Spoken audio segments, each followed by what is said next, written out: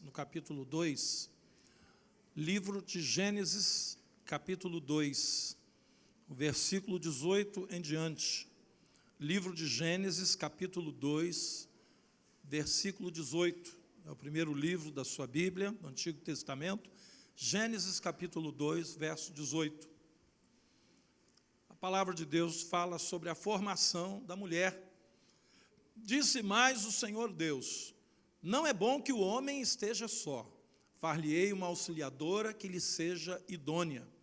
Havendo, pois, o Senhor Deus formado da terra todos os animais do campo e todas as aves do céu, trouxe-os ao homem para ver como este lhe chamaria. E o nome que o homem desse a todos os seres viventes, esse seria o nome deles. Deu nome o homem a todos os animais domésticos, às aves do céu e a todos os animais selváticos. Para o homem, todavia, não se achava uma auxiliadora que lhe fosse idônea. Então o Senhor Deus fez cair pesado sono sobre o homem, e a este adormeceu. Tomou uma de suas costelas e a fechou o lugar com carne. E a costela que o Senhor Deus tomara ao homem, transformou-a numa mulher e lá trouxe. E disse o homem: esta, afinal, é osso dos meus ossos e carne da minha carne, chamar-se-á varoa, porquanto do varão fora tomada. Por isso deixa o homem pai e mãe e se une à sua mulher, tornando-se os dois uma só carne. Ora, um e o outro, homem e a sua mulher, estavam nus e não se envergonhavam. Até aqui. Pai querido, nós queremos nesta noite, Pai, tratar de um assunto que é de vital importância na vida de qualquer homem e mulher. Esse assunto é a família, é o casamento, é o lar. É, ó Deus, o desafio de criar filhos numa sociedade conturbada como a nossa. Que o Teu Espírito Santo, nessa noite, não somente fale ao nosso coração, como esteja totalmente aberto a mudanças na nossa vida.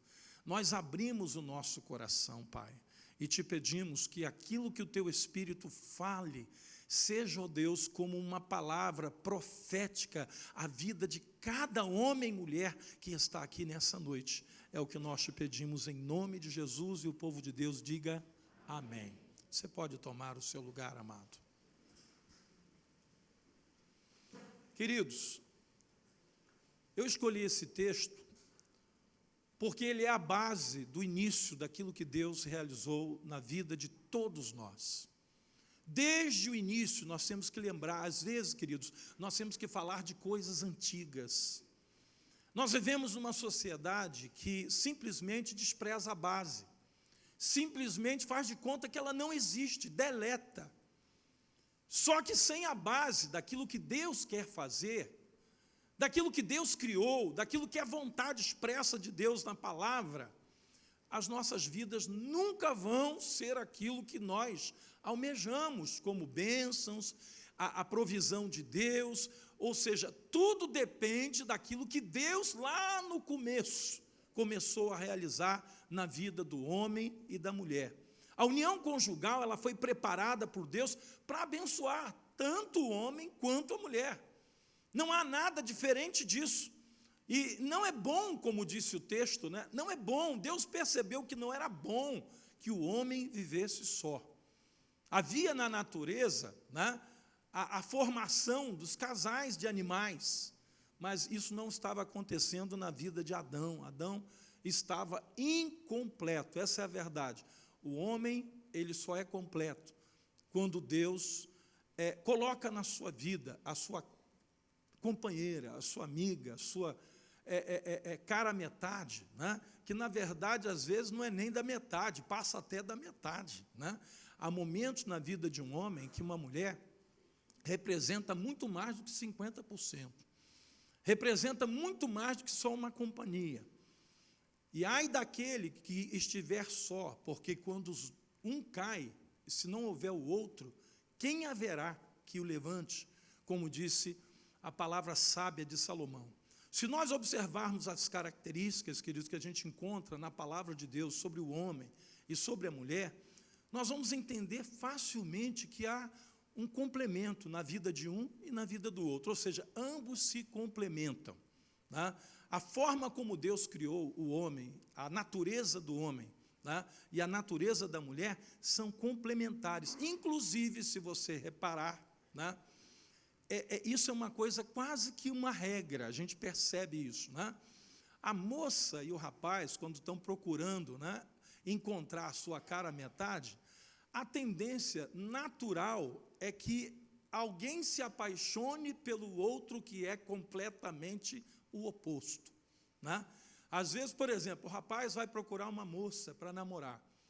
Ele é muito acanhado, ele é muito tímido, né? Ele é introvertido.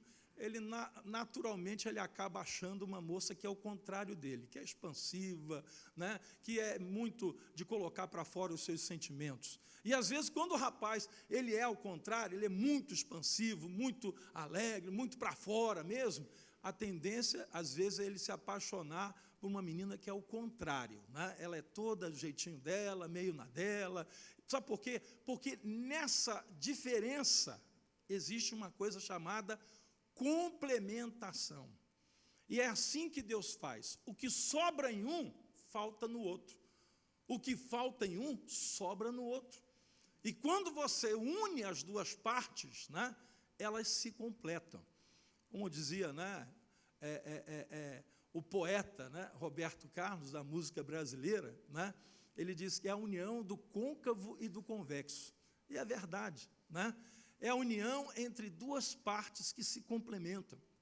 E eu percebo, irmãos, que hoje, malignamente, satanicamente, isso tem sido atacado. Quando faz a mulher se tornar aquilo que ela não é, aquilo para o qual ela não foi criada por Deus, e também destrói a personalidade e o jeito de ser dos homens para que eles venham a ser aquilo que Deus não queria que eles fossem. E quando isso acontece, esse complemento começa a não acontecer mais. Ou seja, toda deturpação de caráter, de valor, de forma, de ser e de existir, ela acaba deturpando aquilo que originalmente Deus preparou para ser uma bênção. Só que nós vivemos, queridos, num mundo que por causa do pecado esse que faz o mundo ser mergulhado no maligno, esse maligno ele conspira o tempo todo contra aquilo que Deus criou. Esse é o problema, irmãos. Nós temos um inimigo que a Bíblia chama de Satanás, chama de diabo, chama de a antiga serpente, né? Chama de leão que ruge ao nosso derredor, que procura uma forma de tentar nos engolir. Esse mundo que a gente vive, queridos, ele é totalmente avesso a tudo aquilo que Deus criou. A união conjugal, ela foi criada para ser uma bênção, para marido e mulher viverem abençoando uma vida do outro. Mas o mundo que a gente vive, lança o marido contra a esposa contra o marido, lança os filhos contra os pais contra os filhos. Por quê? Porque é projeto de Deus. A família foi criada para ser uma bênção. A união conjugal foi criada para ser uma bênção. Mas hoje a gente vê que está se tornando o quê? Numa grande confusão. Está se tornando num maior desafio, manter uma família unida, manter um casamento que é capaz de resistir aos anos que vão se passando. Porque alguns casamentos hoje não estão durando meses, não é anos, não estão durando meses. E por que isso está acontecendo? Porque justamente o diabo, a função dele, o desejo dele é o seguinte: foi Deus que criou? Foi Deus quem fez? Fez para abençoar? Pois eu vou destruir. Nós encontramos, queridos, homens, né, e mulheres que hoje estão sendo manipulados por Satanás e estão a serviço do diabo, para a destruição de vidas. Pessoas que têm os seus problemas, as suas angústias, as suas necessidades, e acabam desaguando isso, sabe em quê? Em ódio, em perversão, em destruição dos valores bíblicos, cristãos, morais, éticos, familiares. E o Brasil passou agora, né, está passando aí por uma revolução nessa área, né? Você não consegue entender por que a família é tão atacada. Por que o casamento, né, entre um homem e a mulher é tão atacado? Por que o casamento monogâmico está sendo tão atacado? Precisa existir a figura, hoje, parece, na sociedade que a gente vive, parece que precisa existir a figura da terceira pessoa, da quarta pessoa dentro do casamento. E não é a terceira pessoa sendo Deus, como terceira pessoa no casamento, mas é a figura de um outro ou de uma outra. A figura de um homem adúltero ou de uma mulher adúltera. E é interessante como a palavra de Deus faz distinção entre a prostituição e o adultério. A palavra de Deus diz que a mulher que se lança à prostituição, ela anda à procura de um pedaço de pão, ou seja, faz por dinheiro. Mas a mulher adúltera não. A Bíblia diz que ela anda à procura de alma preciosa. Muitas vezes, ela não tem nada a ver com dinheiro, não tem nada a ver com subsistência, não tem nada a ver com levar alguma vantagem financeira, mas pelo simples desejo de possuir um homem, e no caso do homem, de possuir uma mulher, que não é para ele ou para ela, segundo o propósito de Deus. E a gente vive hoje, queridos, numa sociedade que trabalha em função disso. Nós encontramos hoje uma guerra acontecendo dentro do Brasil, né, que às vezes parece travestida de uma posição política diferente, né? Não é. O que tem acontecido no Brasil nos últimos anos, e agora esquentou mais nesse período aí eleitoral, não tem nada a ver com política não, irmãos. O que está acontecendo na nossa nação não é de fundo político, é de fundo espiritual. Você encontra pessoas que estão assim afrontando a Deus, a igreja, a família, né? Pessoas que têm prazer de fazer isso e que muitas vezes vieram de um lar cristão. E aí você não entende, você diz, meu Deus, como é que pode uma pessoa que nasceu num lar cristão? Às vezes você fica surpreso porque são filhos, às vezes, de autoridades espirituais, pessoas que lideram a igreja, mas que cresceram com problemas no seu coração que não foram resolvidos, problemas na sua alma que não foram resolvidos, e acontece aquilo que Salomão disse, de tudo que você tem a guardar, guarda o teu coração, porque dele procedem as fontes da vida. E aí você encontra agora essa pessoa adulta, que foi criada num lar cristão, mas respirando ameaças contra a família, contra o casamento, contra a sexualidade sadia instituída por Deus, querendo mudar o seu sexo, não aceitando o propósito de Deus. Não, eu nasci biologicamente homem ou mulher, mas eu não concordo com a minha sexualidade. E aí tem gente que diz assim, isso é político. Não é não, irmãos, não é não. Isso está sendo polarizado na política, mas não é político. Isso aí é espiritual, é maligno, é demoníaco, tem um endereço de destruição da família. Alguns homens que criaram essas posições, entre aspas, político-ideológicas, lá atrás eles disseram, eu vou destruir Deus. Eu vou destronar Deus. E aí, a partir disso, se valeram de movimentos políticos, ideológicos, fisiológicos, né, emocionais, culturais, para tentar fazer aquilo que é contrário, avesso à vontade de Deus. Por isso que a palavra de Deus diz, o mundo que a gente vive jaz no maligno. Às vezes Deus escolhe pessoas que não têm nem formação cristã para ser canal da sua vontade. Nós encontramos isso na Bíblia, tanto no Antigo quanto no Novo Testamento. Homens que não tinham um relacionamento com Deus, mas que Deus usou tremendamente até para alertar o seu povo. Até para alertar o seu povo. Ao passo que homens e mulheres desviados do propósito de Deus, que conheciam a Deus, também emprestaram a sua boca, emprestaram a sua alma, os seus sentimentos, o seu coração, para fazer aquilo que está nos planos, nos projetos do inimigo das nossas almas.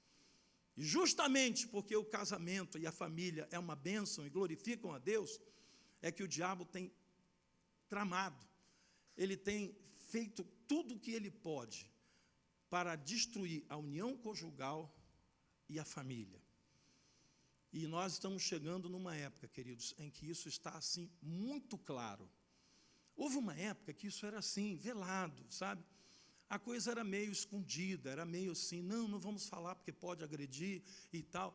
Isso não acontece mais hoje. A agressão é frontal, às vezes em nome da política, mas eu torno a dizer para a igreja, tudo o que aconteceu nesses últimos dias no Brasil não tem quase nada a ver com política. É quase que 100% maligno, espiritual, ideológico, para matar, roubar e destruir os projetos de Deus na vida das pessoas e na vida da família.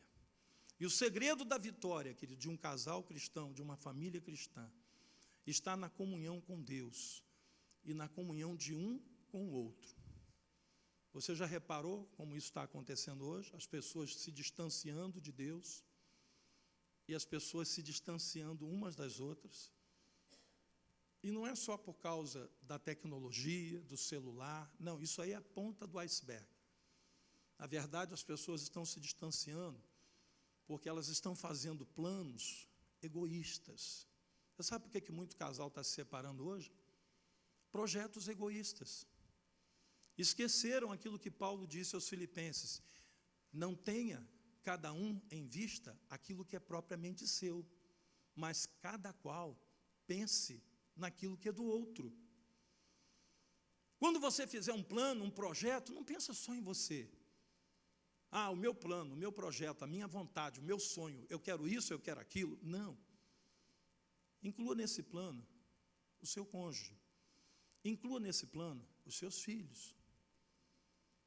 Porque eu vejo pessoas se separando, dizendo assim, eu vou me separar porque eu preciso e eu quero ser feliz. Mas será que essa felicidade não dá para ser a dois? Será que essa felicidade não dá para ser da família? Não dá porque eu já tentei e tal. Amados, há pessoas hoje que não suportam a aflição. Paulo disse a Timóteo, Timóteo, prega a palavra, corrija, disciplina, com toda longanimidade e doutrina, pois haverá tempo em que os homens não suportarão a sã doutrina e que vão preferir dar ouvidos às fábulas. Mas Paulo disse para Timóteo, Timóteo, suporta as aflições. O que eu tenho percebido hoje é que ninguém está querendo suportar mais nada. Se não é do jeito que eu quero, tchau, fui. Se não é assim, não vai ser de outro jeito, porque eu não aceito de outra forma. Nós vivemos um tempo, queridos, em que caminhar a segunda milha, ter esperança, ter fé, aguardar a vontade de Deus, perseverar no Senhor e na sua palavra, estão se tornando termos ultrapassados. Não. Hoje eu encontro cristãos, servos de Deus, que estão mais para Geraldo Vandré do que para Deus. Vem, vamos embora, que esperar não é saber. Quem sabe faz a hora, não espera acontecer. Quem sabe faz o que quer, do jeito que quer, como quer, a hora que quer. E aí a esposa não espera o marido e o marido não espera a esposa. Os filhos não esperam os seus pais, não os entendem, e os pais também não entendem os seus filhos. E aí a confusão está armada. E aquilo que Deus criou para ser bênção se transforma num problema. A palavra de Deus fala que sobre essa união, né? Por isso marido e mulher devem buscar juntos ao Senhor. Hoje eu encontro pastores, irmãos, dando conselhos tremendamente esquisitos. Pastores que são egoístas até no aconselhar. Algumas, ao longo dos anos da nossa igreja, nós temos 23 anos, vamos comemorar agora, em março do ano que vem, 24 anos da existência da nossa igreja. É uma caminhada, né, irmãos?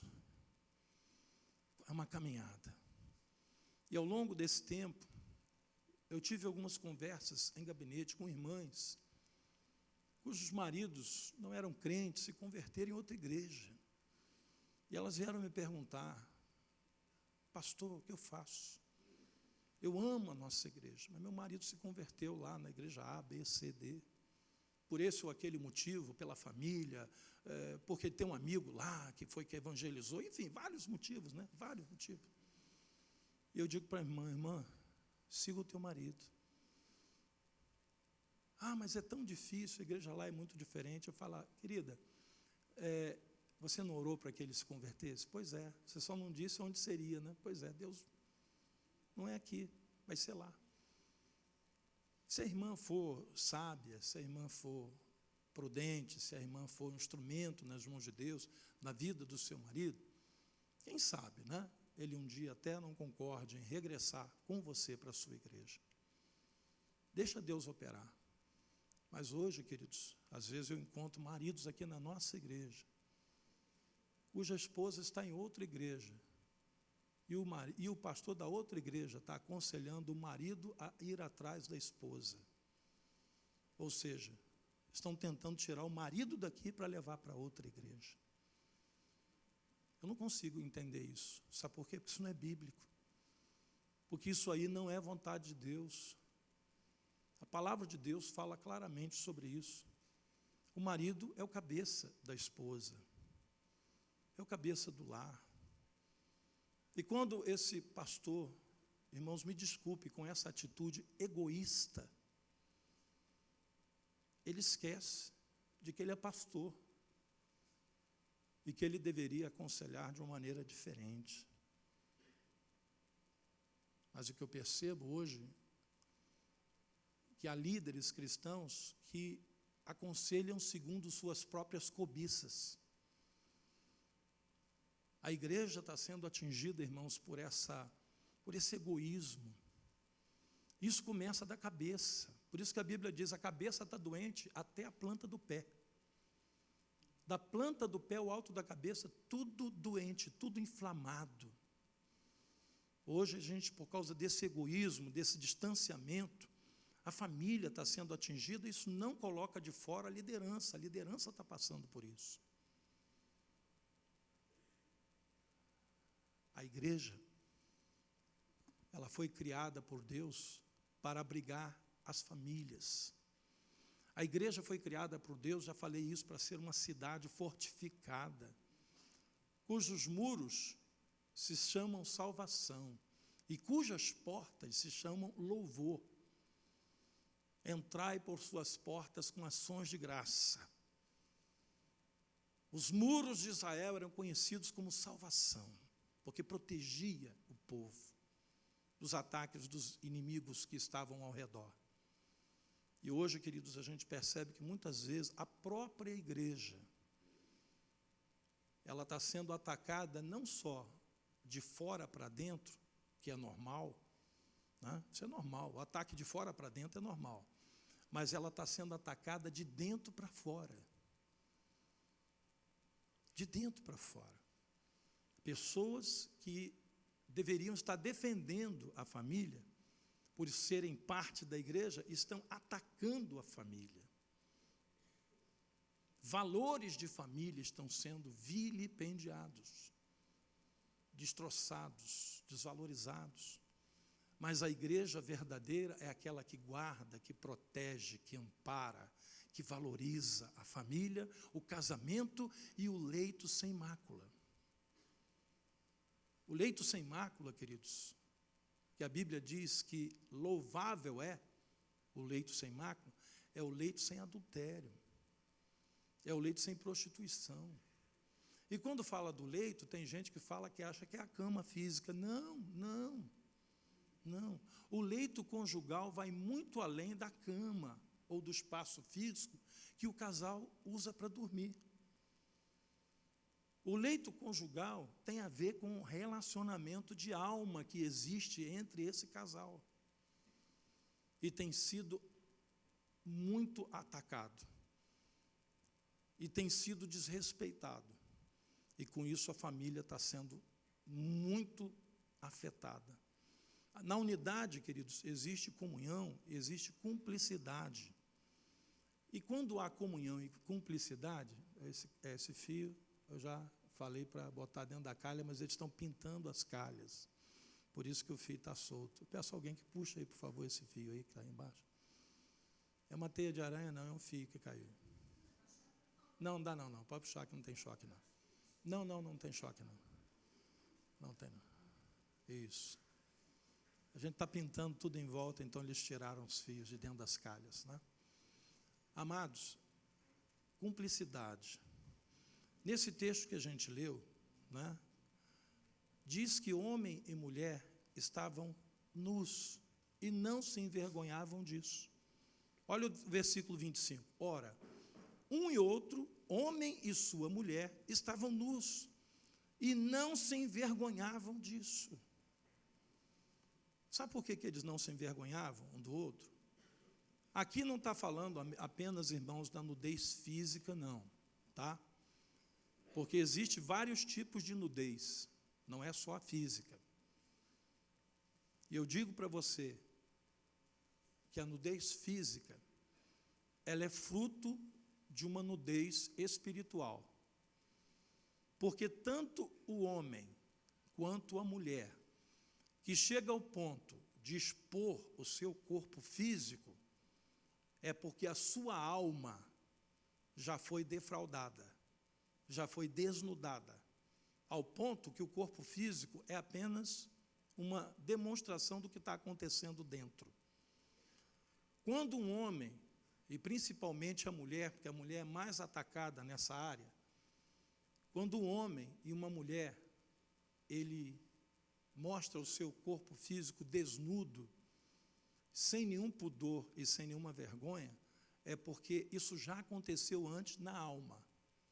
O coração foi atacado. Mas é interessante aqui dizer que eles estavam nus e não se envergonhavam disso. Hoje há maridos que se envergonham da esposa em relação à sua própria vida. Há esposas que se envergonham do marido e por isso escondem tudo que podem do seu marido. Como vai dar certo uma relação conjugal aonde marido e esposa se envergonham ao ponto de esconder muita coisa do outro? E não é só a senha do computador, do celular e do notebook e do tablet, mas esconde suas emoções, esconde seus sentimentos, esconde suas vontades, esconde seus planos, esconde seus sonhos. Por quê? Porque o pecado já entrou de maneira tal no coração de um ou do outro, ou de ambos, que eles não têm mais liberdade de expor-se um ao outro.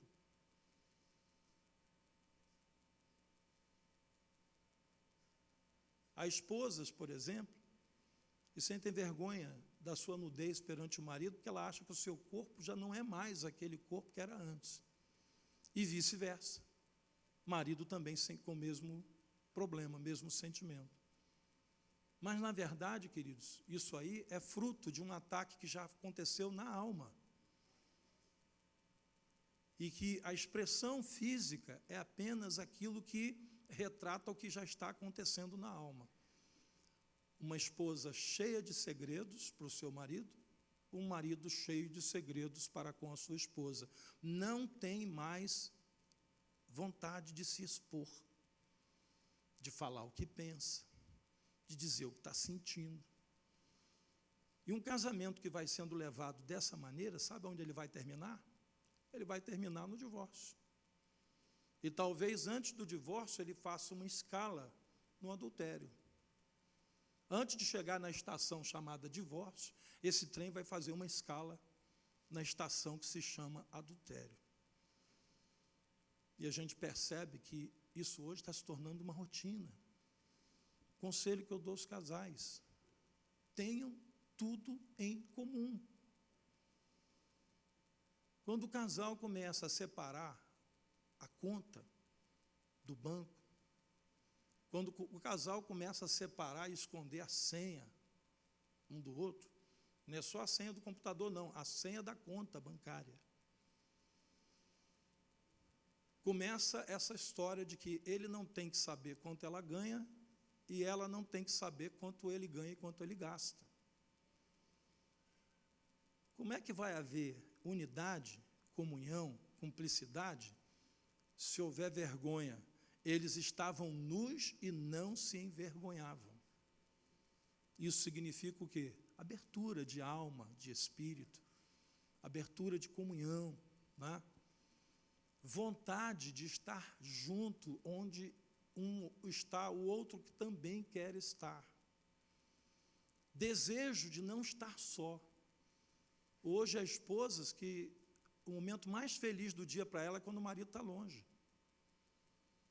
Há maridos que o momento mais feliz do dia para ele é quando ele está lá no bar, ou no futebol, ou em qualquer coisa onde a esposa dele não possa estar. Não tem como o casamento resistir a isso. Sabe por que a gente está aqui nessa noite? Tem muita gente que não entende isso. Porque nós viemos celebrar a família. Nós viemos celebrar o casamento, a unidade, a união, a comunhão, a cumplicidade, a alegria de estar junto. Eu não gosto de fazer coisas que eu não possa fazer com a minha esposa. Não gosto. Às vezes, temos que fazer. Ela faz muitas coisas que ela não pode fazer comigo. A vida dela, o dia a dia, a escola, né? As coisas que ela tem que fazer profissionalmente, ela faz. Eu também. Mas quando a gente pode, a gente gosta mesmo de estar junto. A gente gosta mesmo de estar no mesmo lugar.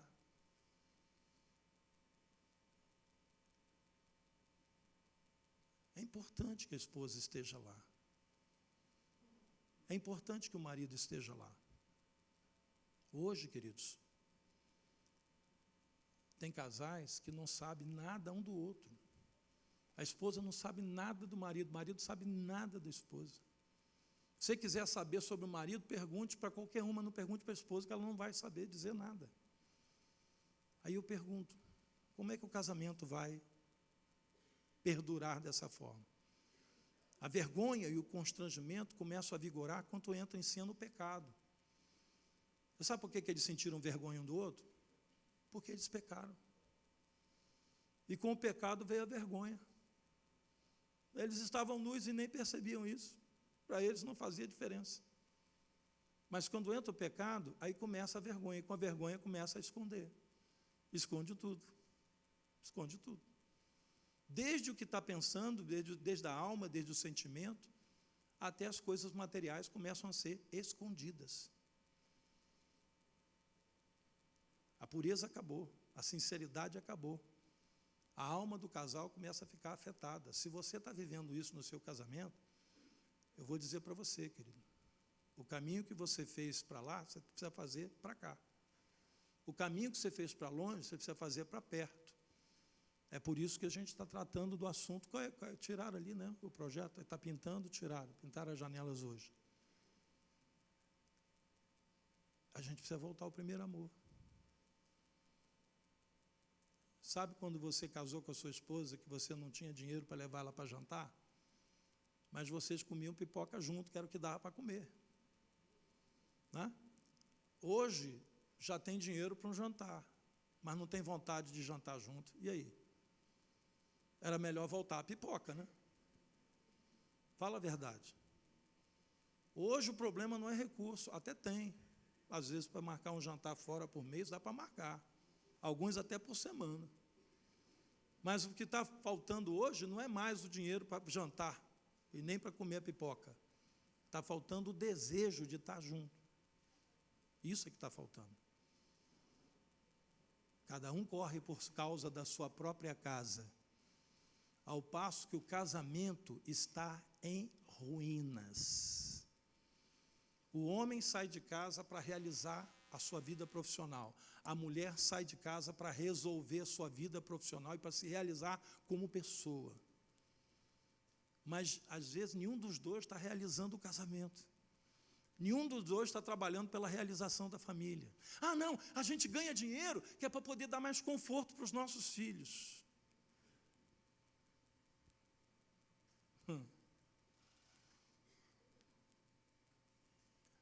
Às vezes os filhos crescem por um pouco mais de atenção. Porque a gente acha que dinheiro supre tudo. Dinheiro resolve tudo. E não resolve. Por isso, amados, nós estamos aqui hoje nesse culto da família.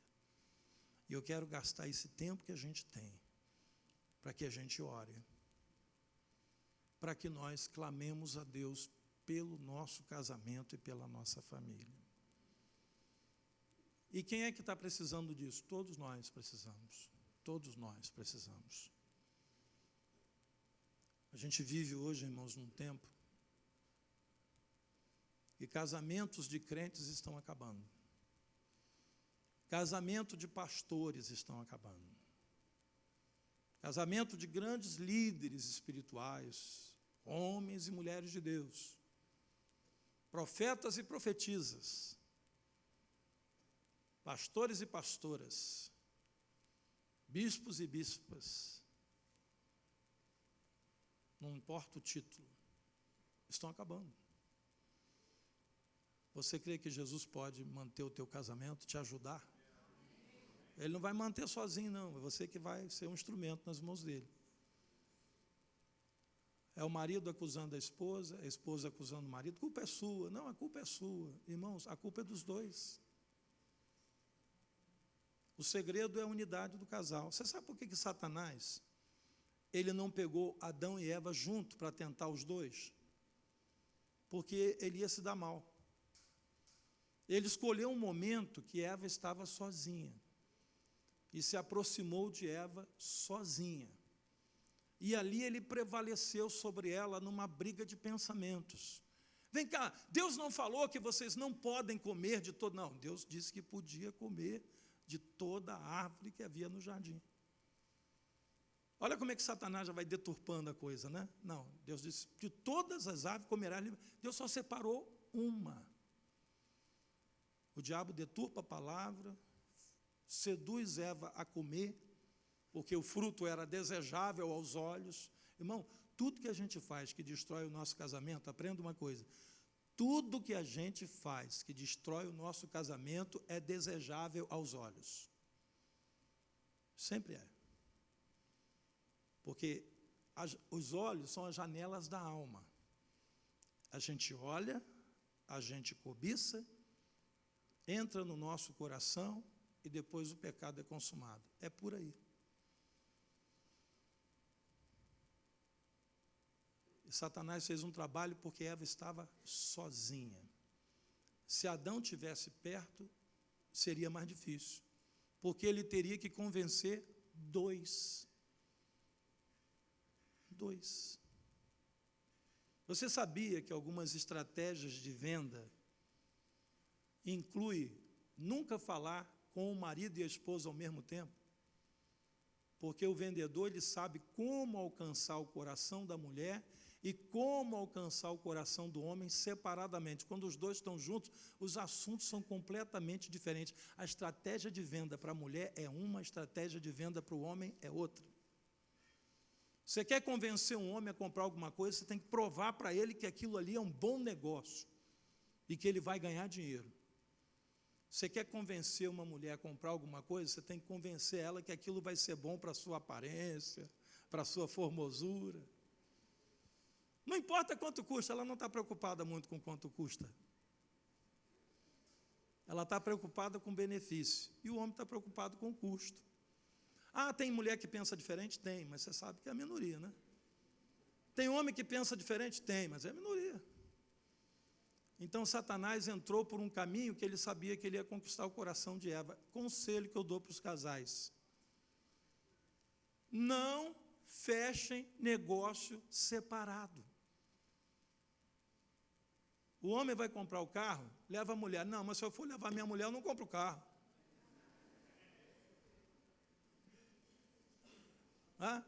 A mulher vai comprar roupa, leva o marido, mas aí você está querendo melar minha compra da roupa? Não é? Porque um é emoção, o outro é razão. Um pensa de um jeito, o outro pensa do outro. Mas sabe qual é a estratégia de venda? De compra? Não. Vou dar uma estratégia de compra para você. Não vá para o supermercado com fome. Os especialistas já disseram isso. Se você vai para o supermercado com muita fome, você enche o carrinho de tudo que você não precisa. Mas se você vai bem farto depois do almoço, você não está querendo muita comida, não. Você vai botar 2 sacos, você bota um só. Pronto, tá bom. Você está com um sentimento de saciedade. E quando junta o homem e a mulher, né, um tem um jeito de ver, outro tem outro. Marido, na medida do possível, diminua o tempo que você passa sozinho com seus amigos em lugares onde a sua esposa não pode estar.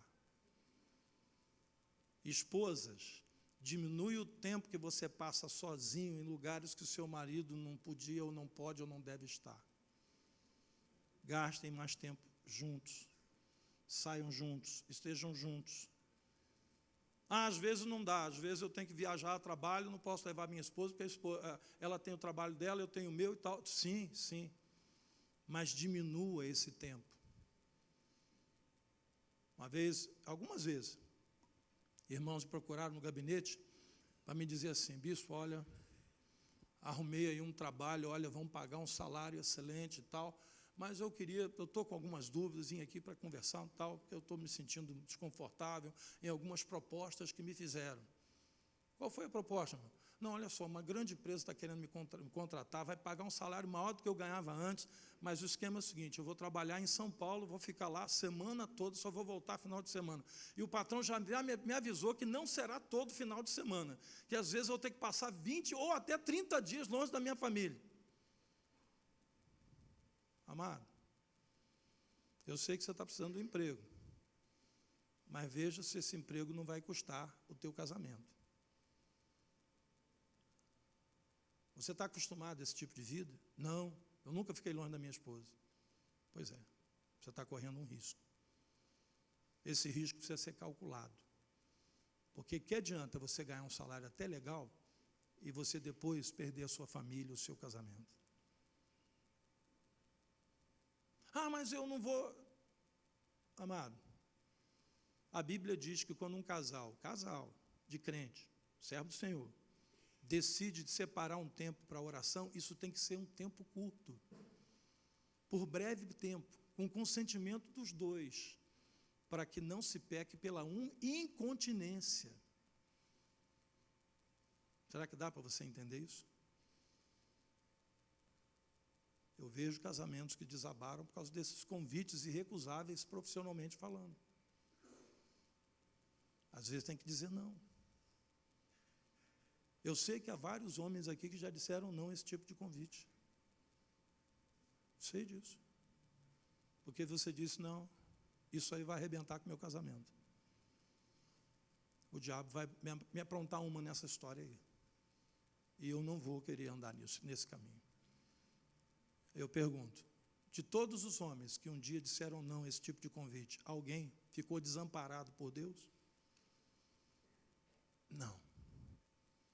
Pelo contrário, quando você diz não a um convite que pode arrebentar com o seu casamento, na hora você está ali no jejum de 40 dias, como Jesus estava, mas quando ele resistiu ao diabo, Satanás se afastou dele, vieram os anjos e o serviram. Às vezes você diz não para uma bandeja de Satanás, depois vem os anjos de Deus para te servir. Prova o amor de Deus na sua vida. Coloque a sua família no lugar que ela merece. O seu casamento é importante demais, mais do que dinheiro. É Deus, família, e o restante vem abaixo.